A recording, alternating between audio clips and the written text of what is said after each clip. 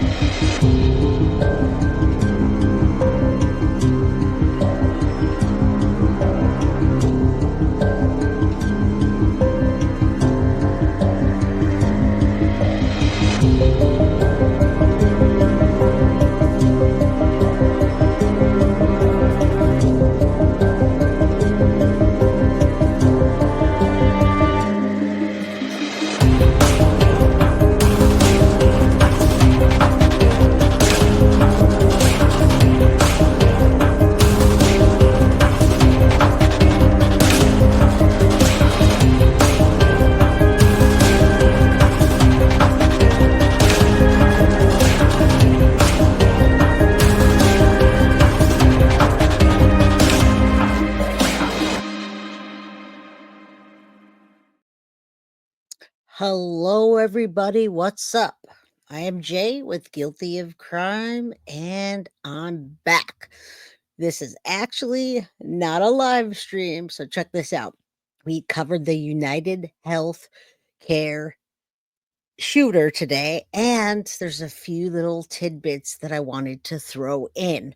So now I'm going to do a quick message from a friend and former roommate that talks about the surgery. Luigi had a surgery on his back, and we kind of speculated that that might be the reason for the crime against Brian Thompson, but he's going to tell you something a little bit different.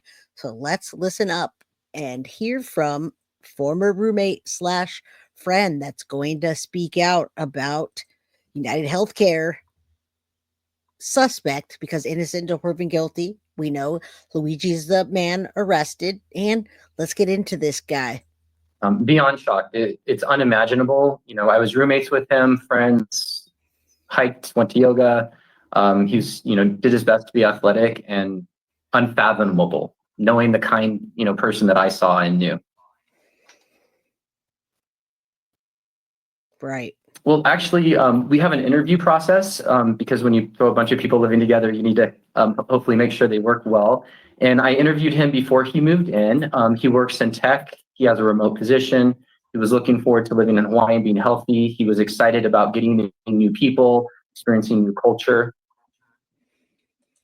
And what changed? How did Luigi Mangione go from being a top-notch graduate, student, valedictorian to what we see today? We see the video everywhere of him shooting Brian Thompson. No remorse. He smiles, and then he travels from place to place by taxi, by bus, with a bike, and continues on, ending up getting caught at a McDonald's. So now what?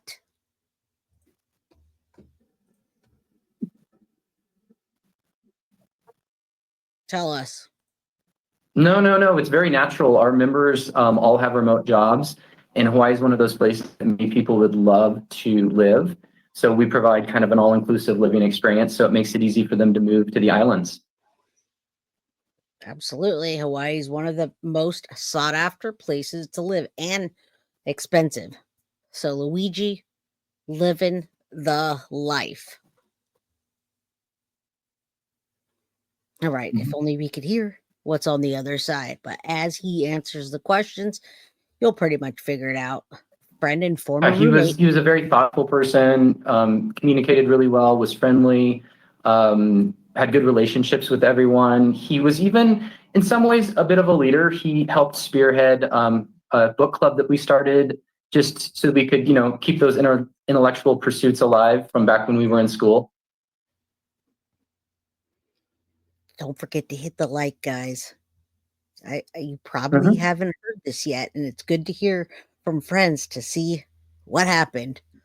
Luigi Mangione, rest in peace, Brian Thompson. Well, I remember when.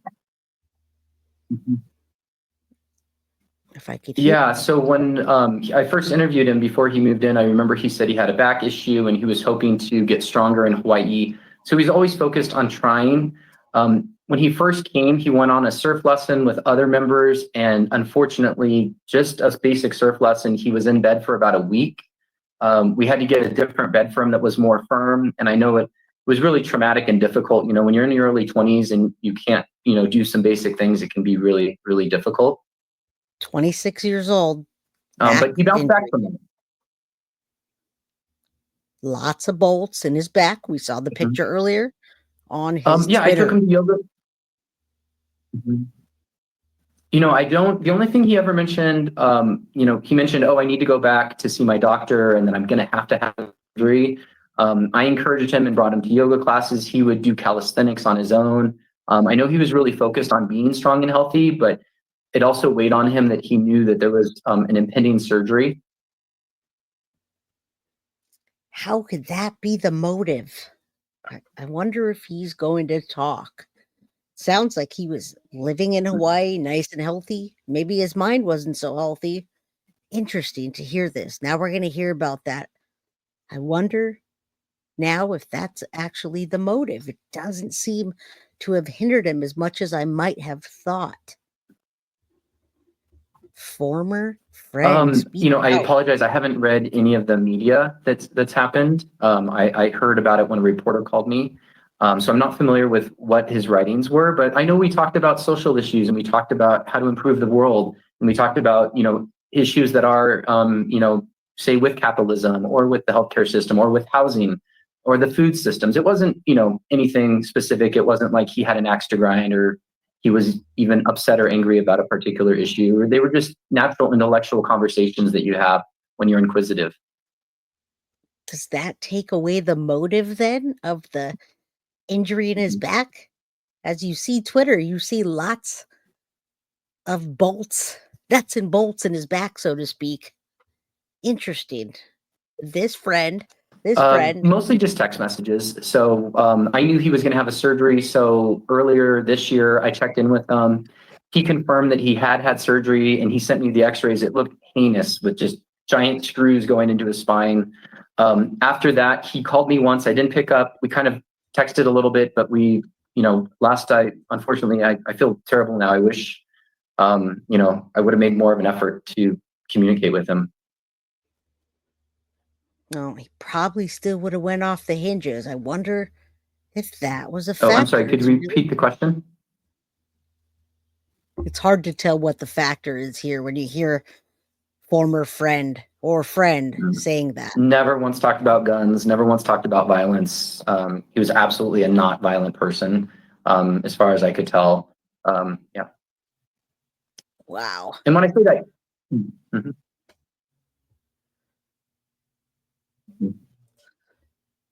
So the injury wasn't a factor.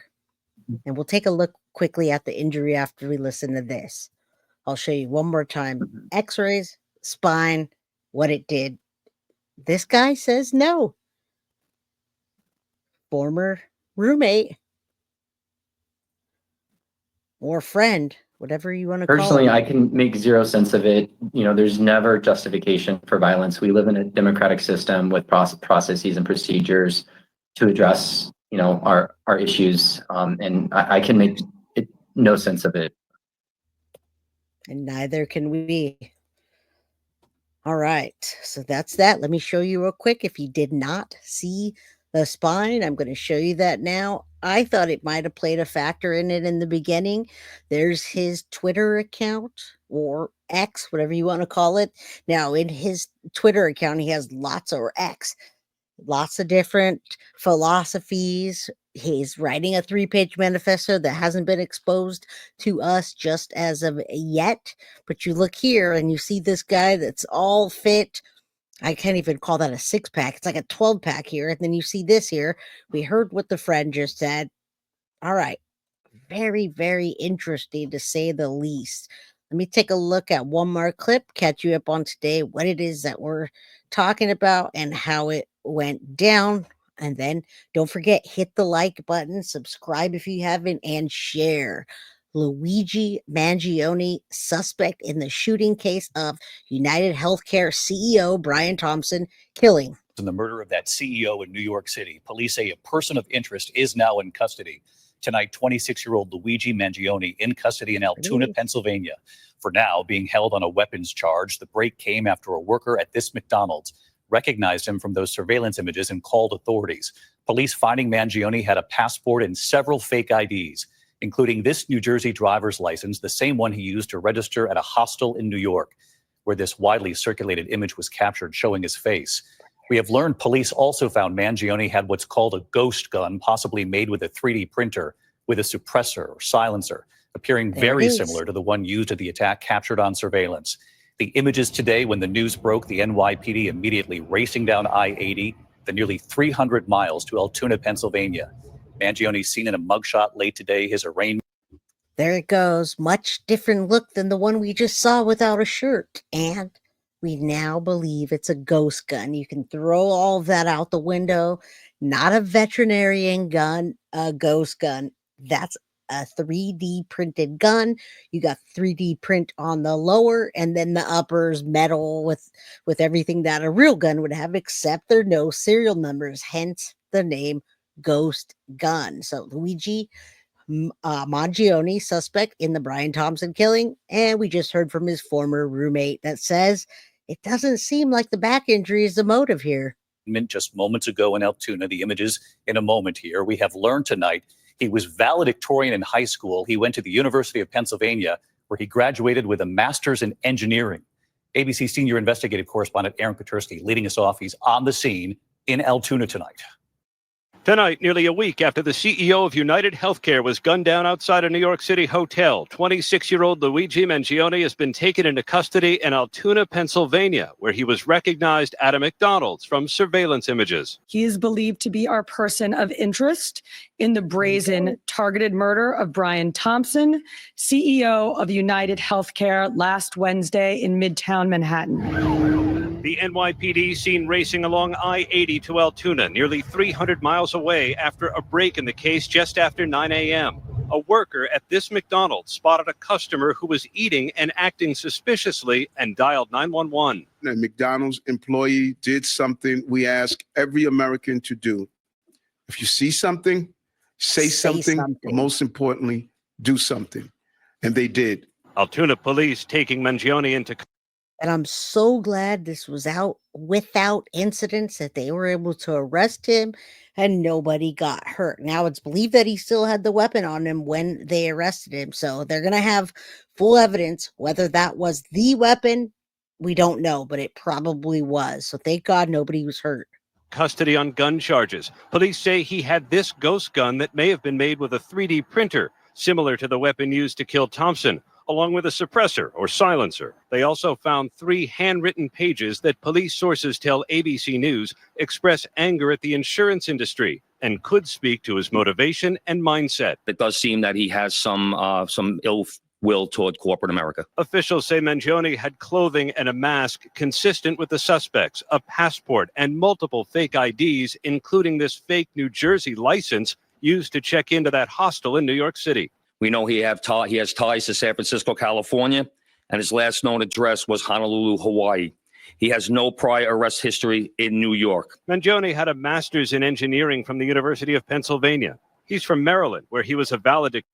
And there he is, valedictorian, very fit guy, even with the back injury. Former roommate says that didn't seem to factor. Now, what happened? At a private boys' school in Baltimore, seen here giving a speech. It seems like just yesterday that we were freshmen, having tie wars and playing computer games in CT20. But now we're moving on.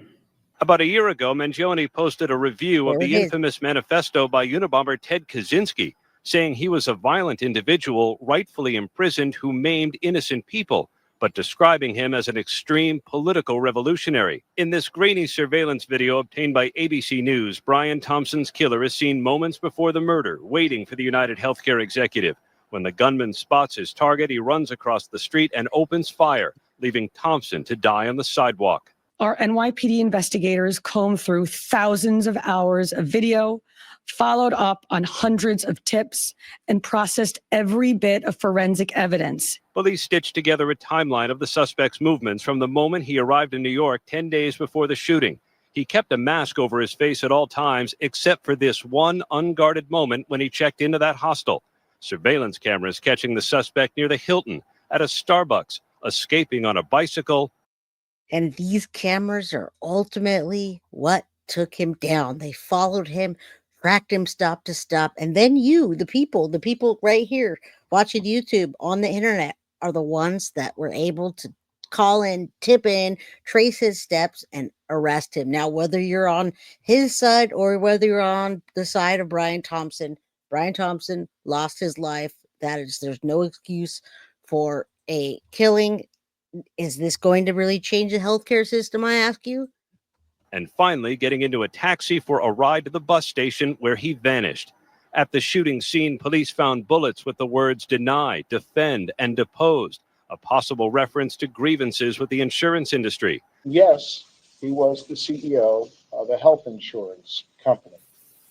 In America, we do not kill people in cold blood to resolve policy differences or express a viewpoint.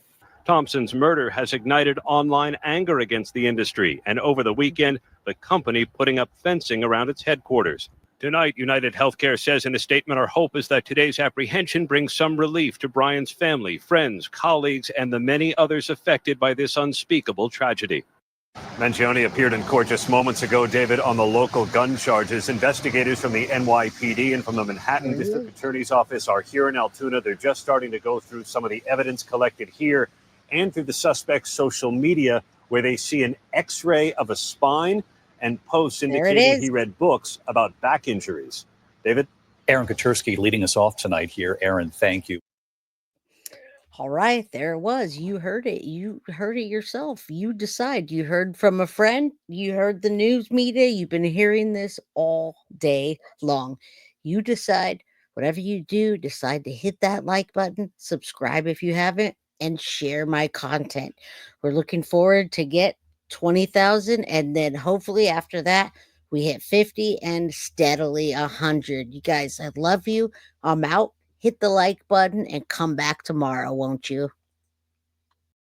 Guilty of crime. I want to thank you for watching. If you enjoyed my content, please share this video, like, and subscribe. You can also follow me over at Facebook, Instagram, TikTok, X, or Gmail. If you'd like to donate to my channel, you can use Cash App or Venmo or PayPal. Thank you very much in advance. Guilty of crime. Are you guilty?